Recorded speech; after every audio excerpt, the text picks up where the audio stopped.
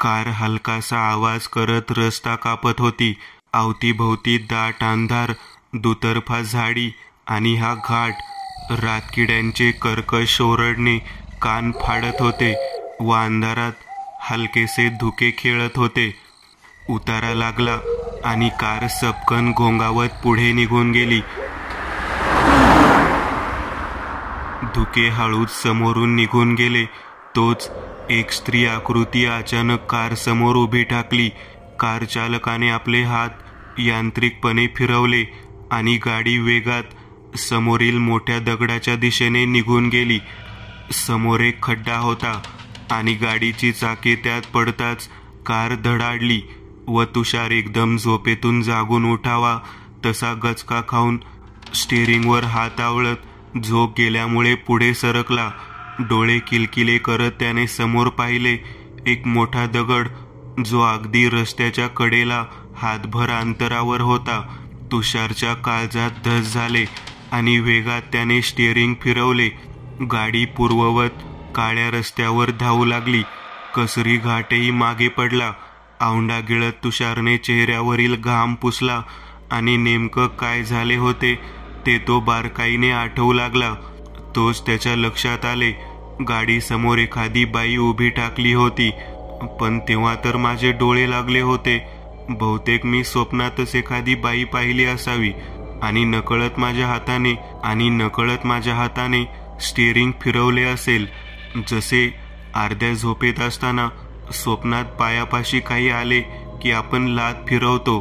छे, तुषार मनोमन हसला.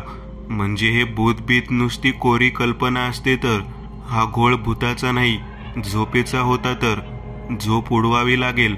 स्वतःशीच पुटपुटत त्याने मोबाईल काढला व जीबी स्टोरी टेलर ओपन करून कोणती कथा ऐकावी हा विचार करू लागला. रुद्रची विनाशिनी तर झाली. काय ते दोघे भाऊ विनाशिनी लढतात व पावलोपावलावर भीती दरवळते व शेवटचे युद्ध. बापरे, पण आपल्याला भीती वाटत नाही. ह्यावेळेस देवगण कडाळीची मृत्यू पर्व ऐकतो. बघतो काही दम आहे काय ते. रुद्र व नितेश काय करतात ते म्हणत त्याने कथा सुरू करून हेडफोन कानात घातले. आता रस्त्याची आजूबाजूची झाडी विरळ झाली होती आणि काही दुरूनच तुषारच्या गावाचे नाव जे मिल स्टोनवर कोरले होते ते दिसले. आईला, गाव आलं. इतका वेळ जीबी स्टोरी टेलर ऐकूनही मला भीतीचा लवलेशही वाटला नाही. कोणीतरी मला घाबरवेल असं वाटत होतं, पण सर्व फुश. तुषार पुटपुटला. ह्या तुषारसारखे काही नामचीन असतातच जे कशालाही घाबरत नाहीत. खूपच भयंकर चित्रपट असो किंवा कथा, त्यांना काही फरक पडत नाही. पण ती जर गोष्ट प्रत्यक्षात जीवावर आली तर ह्यासारख्या माणसांची काय गत होत असेल देव जाणो. आला म्हणत तुषारने आपली कार समोर रस्त्याला फुटणाऱ्या एका फाट्यावर फिरवली. रस्ता जेमतेम होता, चिखलाने भरलेला. खाच खळगे, पाण्याने भरून राहिलेले डबके आणि रस्त्यापासून काहीच अंतरावर एक टपरी होती. झोप येते खूप. जसे त्या घाटावर हलक्या झोपेत ती बाई आली होती तसे ते मृत्यू पर्वा कथेतील काळा शिशू, मासंदी किंवा डाकिनी येऊ नये, नाहीतर छोटासा प्रवास यमसदनी पोहोचवायचा नाही म्हणत तुषारने कार थोड्या अंतरावर पार्क केली. मोबाईलमध्ये रात्रीचे 1:30 वाजले होते. एवढ्या रात्री एखादी चहाची टपरी उघडी आहे व 2 जण बाहेर बाकड्यावर बसून चहाही पीत आहेत हे पाहून तुषारच्या सिक्स्थ सेन्सने त्याला धोक्याचा इशारा दिला. गप्प बैस. मी लहानपणापासून या रस्त्याने गावात येत जात आहे आणि मागील 5 वर्षांपासून ही चहाची टपरी इथेच आहे. तसेही मी घाबरत नाही भूतांना. काय तर माझा विश्वासच नाही. स्वतःवर मनोमन ओरडत तुषार त्या टपरीपाशी गेला व समोरील बाकड्यावर बसत त्याने एक कप चहाची ऑर्डर सोडली. चांगला खमंग वास तिथे दरवळत होता. आजूबाजूला नुकत्याच झालेल्या पावसामुळे जमीन हलकी काळी पडलेली होती. हवेत थोडा गारवा होता. अंगाला जेमतेम व अंगाला चांगला झोंबत होता. ती टपरी साधीच होती. जेमतेम बिस्कुट, चॉकलेट, वेफर्स आतमध्ये होते आणि अनेकांच्या जीवाची जाण मधुर गोड सुवासिक चहा तिथे भेटत होता. समोरील बाकड्यावर 2 व्यक्ती बसलेल्या तुषारला दिसल्या. शरीराने आडदांड, करपलेल्या कातडीचे, चेहऱ्यावर हलक्या सुरकुत्या व हलके पांढरे केस. ते दोघे चहा घेता घेता कधी हसत तुषारकडे पाहत होते, तर केव्हा त्यांचा चेहरा स्थिर गंभीर वाटे. हे आज भासावर भास का होत आहेत? मनोमन तुषारने स्वतःलाच विचारले. साहेब, चहा. टपरीवाला चहाचा कप घेऊन आला होता. तुषारने गरम चहा भरलेला काचेचा ग्लास हातात घेतला. तू पाटलांचा पोर ना रे? मगापासून चुपचाप बसलेल्या त्या 2 व्यक्तींपैकी एकाने विचारले. होय, मी पाटलांचा मुलगा. पण तुम्ही मला कसे काय ओळखता? तुषारने विचारले. तू तरी आम्हाला कुठे ओळखतोस पोरा? हसत तो व्यक्ती म्हणाला. तुषारला थोडे वेगळेच वाटले, पण तो खरं तेच तर बोलतोय ना. मी लहानपणापासून शहरात शिकायला गेलो. फक्त गावातील काही सोबतचे मित्र सोडले तर मी कोणालाच ओळखत नाही. घाबरू नकोस पोरा, आम्ही तुझ्या गावातलेच की. हा मणिराम आणि तो टपरीवाला तुळशा आणि मी मनोहर. तो माणूस म्हणाला. मी गावात नसतो ना, शिकायला शहरात असतो.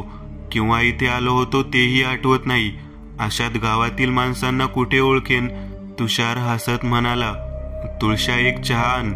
आज कितीतरी दिवसांनी कोणीतरी बोलायला भेटले. मनोहर म्हणाला. त्या वाक्याने एक शिरशिरी तुषारच्या मानेतून निघून मेंदूत जाऊन भिनली. पोरा, घाबरू नकोस, असेच बोललो. परत मनोहर हसला. मी घाबरत नाही. तुषारही हसला. बरं, तू त्या कसरी घाटातून आलास ना? काय भलतं सलतं समोर आले नाही काय? मनोहरने विचारले. नाही, फक्त डुलकी लागली होती. चहाचा गोड घोट ओढत तुषार म्हणाला. तुला ठाव नाही पोरा, रात्रीचे त्या घाटातून कोणी जिवंत परतत नाही. डाकीन दबा धरून बसते.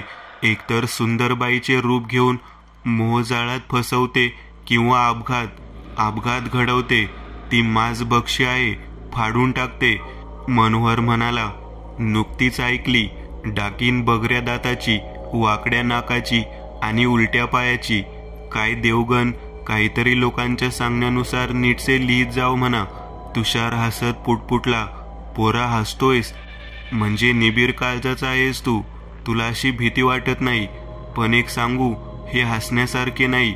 जीवावर आलं म्हणजे भल्या भल्यांची बोबडी वळते, अंगाचा थरकाप होतो आणि घामाने शरीर चिंब भिजते. मनोहर म्हणाला. नाही, मी हसलो नाही. तुषार स्वतःला सावरत म्हणाला. चल ठीक आहे, मी तुला माझ्यासोबत घडलेली एक घटना सांगतो. त्याच्यानंतर तू नक्कीच घाबरशील. मनोहर म्हणाला. तुषार हसला व मनात पुटपुटला.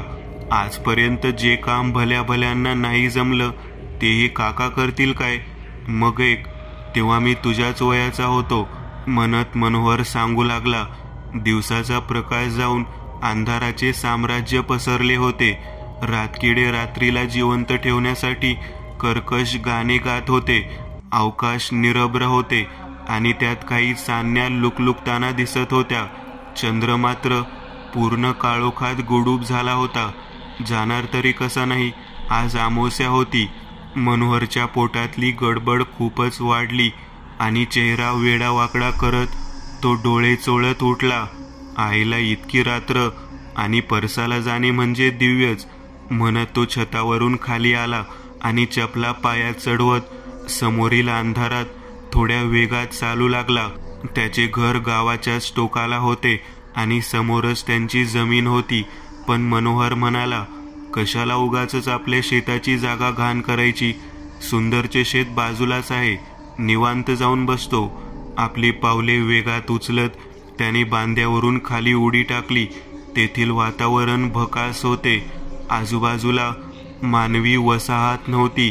समोर काही मोजकीच झाडे होती आणि थंड हवा सनसनत फिरत होती. पण तिथले वातावरण काहीच सेकंदात निर्जीव पडले. एकदम कोणीतरी अवजड दडपण आणल्यागत तेथील वातावरण थंड व जड पडले. कोणीतरी आपल्याकडे पाहत आहे ह्या विचाराने एक वेळ मनोहरच्या मनात धडकी भरली. त्याने अवतीभोवती पाहिले, पण फक्त अंधार व काही काळी कुळकुळीत झाडे तटस्थ उभी असलेली दिसली. हवेत एक वेगळाच सुगंध अचानकपणे दरवळला आणि मनोहर चवताळला. त्याने उठून आजूबाजूला पाहिले आणि त्या आंब्याच्या झाडापाशी क्षणभर काहीतरी चमकल्यासारखे त्याला वाटले आणि हृदयाने क्षणात धडकी भरली. आणखी एक बदल मनोहरच्या डोळ्यांनी टिपला. तो म्हणजे फक्त आंब्याच्या झाडाची पानेच सळसळत होती आणि इतर झाडांची पाने निर्जीव होऊन हलकेसेही हालत नव्हते. सर्व उरकून मनोहर उठला. लहानपणापासून त्या आंब्याच्या झाडाबद्दल ऐकलेल्या गोष्टी त्याच्या मनात परत उजळणी करू लागल्या. त्या आंब्याच्या झाडापाशी हाडळ असते म्हणतात. हाडळ, तिथे जाऊ नकोस. जो कोणी त्या झाडावरील आंबे खातो ना, तो दुसऱ्याच दिवशी आजारी पडतो.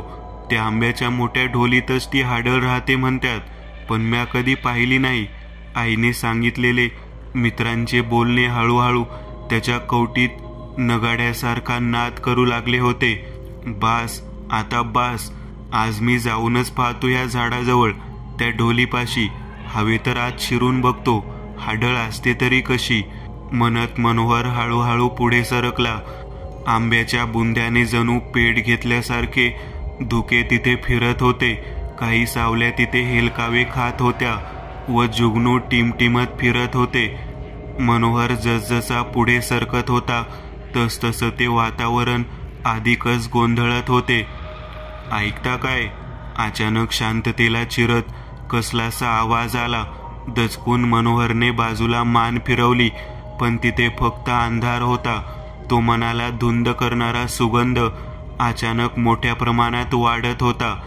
तोंडाला कोरड पडल्यागत मनोहर लाळ गाळत हळूहळू पुढे सरकला. खाली वाळलेली आंब्याची पाने हवेच्या जोरदार झोक्याने वाहून गेली आणि तोच खन खन आवाज डाव्या हाताहून आला. तसे दचकून मनोहरने तिकडे पाहिले, पण कोणीच नव्हते.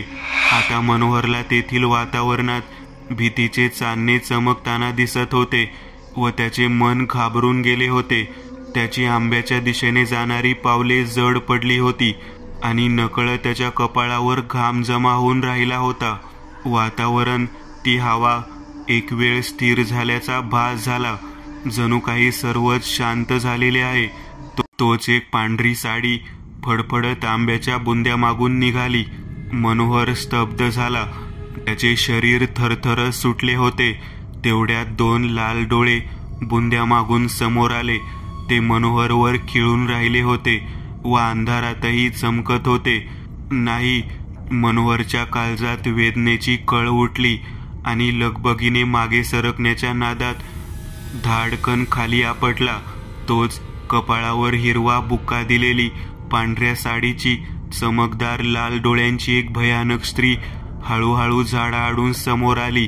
घामाने चिंब भिजलेल्या मनोहरचे शरीर थरथरत होते व तो विस्फारलेले डोळे खिळून जागचा उठण्यासाठी धडपडत होता. समोर फक्त त्या स्त्रीची पाठ होती, पाय व डोके पूर्णपणे उलटे, आणि ती हळूहळू भेसूर हसत मनोहरच्या दिशेने जमिनीपासून फक्त काही उंचीवरून आधांतरी उलटे पाऊल टाकत सरकत होती. मनोहर जोरात किंचाळला, पण वाफेप्रमाणे कोरडी हवा त्याच्या घशातून बाहेर पडली. तो लटपटत कसा तरी उठवला व अगदी वेगात आपल्या घराच्या दिशेने धावत निघाला. त्याच्या शरीरावरील कपडे घामाने चिंब भिजलेले होते. डोळे विस्फारलेलेच राहिले आणि छाती चांगली धडधडू लागली होती. मेल्यासारखा तो तापाने फणफणलेल्या अवस्थेत घरात येऊन एकदम धाडकन पडला. तालुक्याहून जास्तीचे पैसे देऊन आणलाय डॉक्टर, पण झाले तरी काय पोराला? शेजारीन ताराबाईने विचारले. त्या प्रश्नाबरोबर सुमित्राच्या काळजाचे पाणी पाणी झाले. ती हुंदकी आवरत म्हणाली, ठाऊक नाही, असल्या तरण्या पोराला काय व्हायचे? रात्री कुठून तरी आला आणि तेव्हाच तापाने फणफणलेला होता. बोलता बोलता सुमित्राबाई रडू लागल्या.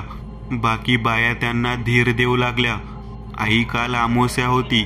दादा अचानक कुठेतरी बाहेर गेला होता. त्याने काही भलतं सलतं तर पाहिलं नसेल ना? मनोहरची बहीण सरस्वती बोलली. तेवढ्यात घामाघूम झालेला डॉक्टर बाहेर आला. त्याच्या तोंडावर भीतीचे सावट फिरत होते. काय झाले डॉक्टर माझ्या पोराला? काळजीच्या सुरात सुमित्राने विचारले. वाटतं ताप मेंदूत भिनलेला आहे. खूप डोळे गरागरा फिरवतो, दात विचकतो. असो, काही गोळ्या देतो, त्याला वेळेवर द्या. ताप उतरल्यावर बरा होईल तो, डॉक्टर म्हणाले. मनोहरचे वडील व काही माणसे डॉक्टरला सोडायला निघून गेले. साधारण दुपारची 2ची वेळ होती. मनोहरच्या खोलीत पाणी ठेवायला म्हणून सरस्वती आतमध्ये शिरली. मनोहर तोंडावर पांघरून घेऊन शांत झोपलेला होता, पण तिथे एक विचित्र शांतता व नकारात्मकता पसरलेली होती.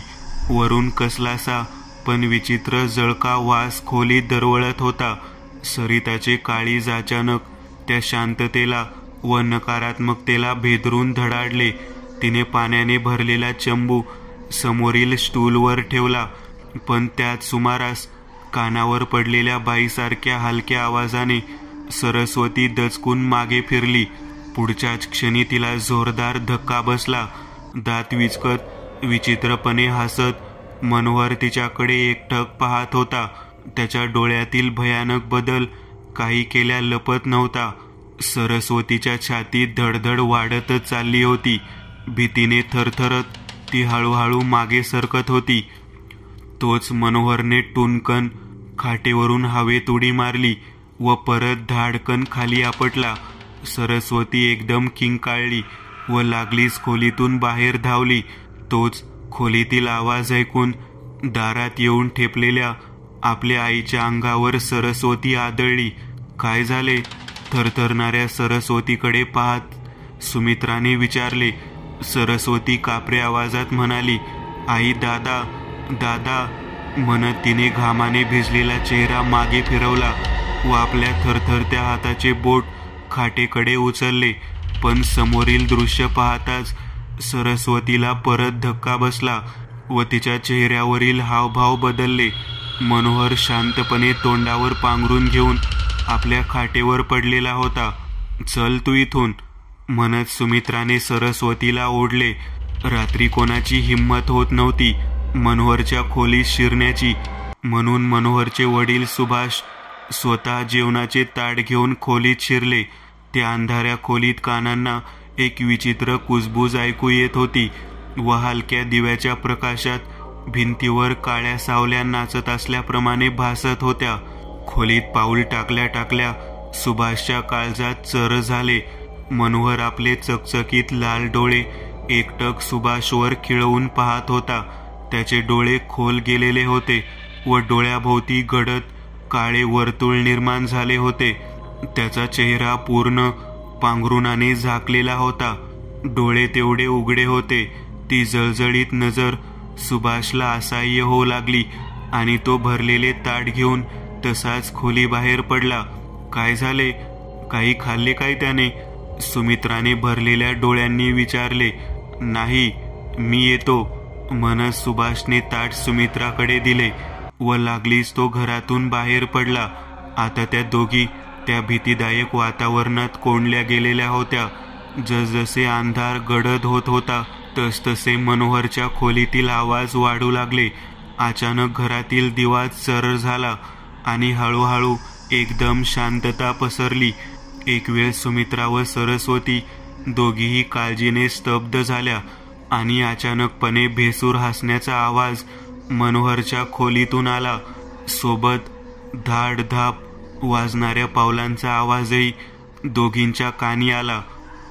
एका क्षणात दोघींच्या अंगावर काटा उभा राहिला, कारण हसण्याचा आवाज मनोहरचा वा कोणी पुरुषाचा नव्हता, तर आवाज एका बाईचा होता, तोही पूर्णपणे भेसूर. पुढच्याच क्षणी धान धान पावले आपटत मनोहर नाचत व भेसूर हसत खोली बाहेर पडला. त्याला पाहून दोघींच्या पायाखालची जमीनच सरकली. मनोहरचा चेहरा पूर्ण विकृत झाला होता. डोळे लाल भडक चकाकत होते. त्याने अंगावर हिरवी साडी चढवलेली होती व हातात काही काचेच्या बांगड्या खणखणत होत्या. अचानक त्याने नाचणे बंद केले आणि आपली जळजळीत नजर दोघींवर टाकली.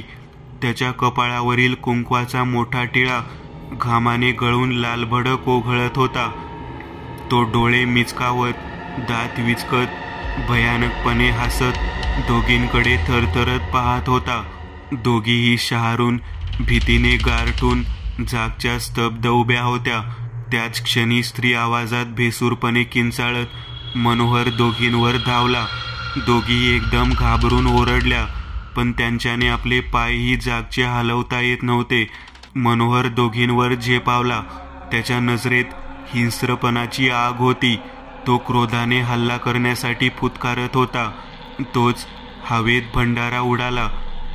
त्याबरोबर मनोहरला जोरदार झटका बसला आणि तो किंचाळत समोरील भिंतीवर आपटला. धाड! त्याच क्षणी घरातील बल्ब फाट आवाज करत क्षणात फुटला आणि संपूर्ण घरात एका क्षणात गुडूप अंधार पसरले. कोणीतरी हळूच खर करत काडी पेटी ओढली व आपल्या हातातील काळी मेणबत्ती पेटवली. मिनमिनत्या मेणबत्तीने तेथील दाट अंधार विरळ केला. एका अनोळखी व्यक्ती शेजारी सुमित्राला सुभाष उभा असलेला दिसला. दोघी आधीच फार घाबरून गेलेल्या होत्या. वरून त्या काळ्या कपड्यातील व्यक्तीला पाहून त्यांचे शरीर अधिकच थरथरू लागले होते. घाबरू नका, हे भद्रस्वामी आहेत. तेच आता मनोहरला ठीक करू शकतील, सुभाष म्हणाला. दोघींनी थरथरत हात जोडून त्यांना नमस्कार केला. ह्या घरात जळक्या केसांचा वास येतोय, म्हणजे नक्कीच हा हाडळीचा प्रकार असेल, म्हणत भद्रस्वामींनी महामृत्युंजय मंत्राचा जप मोठ्याने सुरू केला. हळूहळू वातावरण जड पडू लागले. दरवाजा जोरात आपटून थडाडला आणि खिडक्या खाडखाड आपटू लागल्या. खन खन हातातील बांगड्यांचा आवाज अचानक घरात वाढला आणि तेवढ्यात एक काळी सावली अतिवेगाने मनोहरच्या खोलीतून बाहेर पडली. हळूहळू वातावरण शांत होऊ लागले. तसे मांत्रिकाने मंत्र म्हणणे थांबवले. तिघांनाही तिथेच थांबण्याचा इशारा करत मांत्रिकाने सावकाश आपली पावले मनोहरच्या खोलीच्या दिशेने उचलली. ती खोली अगदी अस्ताव्यस्त झालेली होती. मनोहर निपचित मान टाकून आपल्या खाटेवर उपडा पडलेला होता. मांत्रिक हळूच त्याच्या तोंडाशेजारी गेला. खोलीत एक भयानक शांतता पसरली होती. फक्त मांत्रिकाच्या श्वासाचे आवाज तिथे घुमले होते. मांत्रिकाने मनोहरच्या चेहऱ्याचे निरीक्षण केले. मनोहरच्या पापण्या घट्ट मिटलेल्या होत्या. चेहरा घामाने डबडबलेला होता व सर्व कुंकू वाहून एकदम लालभडक झाला होता. अंगावर साडी, हातात बांगड्या जसेच्या तशा होत्या, पण आता सगळे काही एकदम शांत होते. भद्र मांत्रिक किंचित हसला. तोच खाडकन मनोहरने आपले डोळे उघडले तसे भद्रच्या छातीत धस झाले. मनोहर भेसूरपणे स्त्री आवाजात किंचाळला. त्याबरोबर मांत्रिकाला एक जोरदार धक्का बसला आणि तो हवेत उडून समोरील भिंतीवर जोरात आदळला व धाडकन खाली आपटला. त्याच्या हातातून केव्हाच मेणबत्ती निसटून कुठेतरी पडून विझली होती आणि संपूर्ण घरात गुडूप अंधाराचे साम्राज्य पसरले. त्या काळोखात भेसूर हसण्याचा आवाज घुमला. मनोहरचे लालभडक डोळे क्रूरपणे काळोखात चमकत होते. खर फर करत एकाच हाताने मांत्रिकाला मनोहरने वेगात खोलीतून बाहेर भिरकावले. फरफटत मांत्रिक समोरील लाकडी खुर्ची उडवत भिंतीवर येऊन आदळला व एकदम खाली निपचित पडला. त्या प्रसंगाने सुभाष, सुमित्रा, सरस्वती ओरडत एक वेळ मागे सरकले. हळूहळू मनोहरच्या खोलीतून दोन चमकणारे लाल डोळे बाहेर पडले. ती नजर एक वेळ तिघांच्या शरीरावरून फिरली आणि त्यांचे शरीर एक वेळ शहारून जागचे गोठले. भेसूर स्त्री आवाजात हसत मनोहर बाईसारखा चालत हळूच मांत्रिकाजवळ गेला व मांत्रिकाच्या गळ्याला पकडून क्षणात त्याने त्याला हवेत उचलले. रक्ताळलेला मांत्रिक स्थिर नजरेने मनोहरकडे पाहत होता व थोडे हसत त्याने लगेच महामृत्युंजय मंत्राचा जाप सुरू केला. मनोहरला ते शब्द असह्य झाले व त्याचे शरीर थरथरू लागले. क्रोधाने डोळे मोठाले करत त्याने मांत्रिकाच्या गळ्यावरील आपली पकड अधिकच आवळली. भद्र मांत्रिकाने आपला थरथरता हात हळूच खांद्यावर बांधलेल्या झोळीत घातला आणि सपकन मूठभर विभूती काढत क्षणात मनोहरच्या कपाळावर फासली. मनोहर किंकाळत थयाथया उड्या मारू लागला. तोच मांत्रिकाने भंडारा काढून त्याच्यावर फेकला आणि मोठा झटका बसून भेसूर किंकाळत मनोहर धाडकन मागे आपटला. मनोहरचे शरीर निश्चित खाली पडलेले होते, पण ती भयानक हाडळ किंकाळत तेथून नाहीशी झाली. मनोहरने आपली गोष्ट सांगून संपवली होती. पावसाची हलकी सरी टपटप करत टपरीच्या पत्र्यावर कोसळत होती. तिघांच्या हातातील चहाही थंड पडलेला होता. आता तरी घाबरलास काय? मनोहरने तुषारला विचारले. हां, वाईट वाटून घेऊ नका, पण मी इतकाही घाबरलेलो नाही, कारण माझा भूतांवर विश्वासच नाही. माफ करा, तुषार हसत म्हणाला. हे सांगून तुम्ही खूप मोठी चूक केलीस, अगदी करड्या आवाजात मनोहर म्हणाला.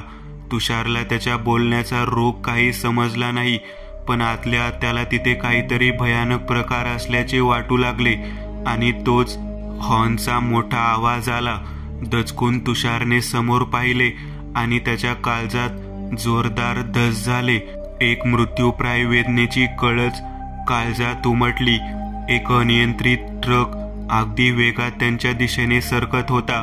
कोणाला पळण्याची वेळही नव्हती, कारण डोळ्यांच्या बुबुळांना चिरत ट्रकच्या हेडलाईटचा प्रकाश अगदी समोर येऊन ठेपला होता आणि पुढच्याच क्षणी सर्व काही चेंदामेंदा करत ट्रक त्यांच्यावरून चालून गेला. तुषार वेगात बाकड्यावरून खाली आपटला होता व त्याने भीतीने आपले डोळे घट्ट बंद केले होते. सर्व काही शांत वाटताच त्याने हळूहळू आपल्या पापण्या उघडल्या. पावसाच्या सरी जोरदार कोसळत होत्या आणि तिथे फक्त अंधार होता. तोच अचानक वीज जोरात कडाडली आणि काळोखातील ती जागा क्षणभर उजळून निघाली. तुषारचे डोळे विस्फारले आणि त्याचे काळीज लटलट उडू लागले. समोर विटांचा पत्र्यांचा ढिगारा पडलेला होता व ते सर्व खूप जुने झालेले होते. तिथे ट्रक किंवा मनोहर, मणिराम व तुळशा कोणीचा कोणीच नव्हता. फक्त कधीतरी उद्ध्वस्त झालेल्या टपरीचे अवशेष पडलेले होते. काळोखातून एखाद्या पुरुषाच्या हसण्याचा आवाज आला. थरथरत धडपडत तुषार कसा तरी उठवला व कारच्या दिशेने धावत निघून गेला. कारचा दरवाजा घट्ट आपटून त्याने बंद केला व क्षणात कार सुरू करून वेगात पळवली. तुषारचे शरीर पाण्याने व घामाने चिंब भिजलेले होते. त्याचे शरीर, ओठ, हात पाय अद्यापही थरथरत होते व धडधडत असलेले हृदय जणू छातीचा पिंजरा फोडून बाहेर पडण्याचा प्रयत्न करत होते. तुला मी एक गोष्ट सांगतो, यानंतर तू नक्कीच घाबरशील. मनोहरचे ते शब्द राहून राहून तुषारच्या कानाच्या पडद्यावर आपटत होते. गोष्ट ऐकणारा तुमच्यातही कोणी असा तुषारसारखा असेल जो घाबरत नसेल तर आत्ताच सावध व्हा. नंतर जीवावर आल्यावर सर्व आपोआप समजते. भीती ही इतरत्र कुठे लपलेली नाही. जरा डोके वर करून तुमच्या आसपास अंधारात घरातील अंधाऱ्या कोपऱ्यात बघा, तिथेच भीती लपलेली आहे.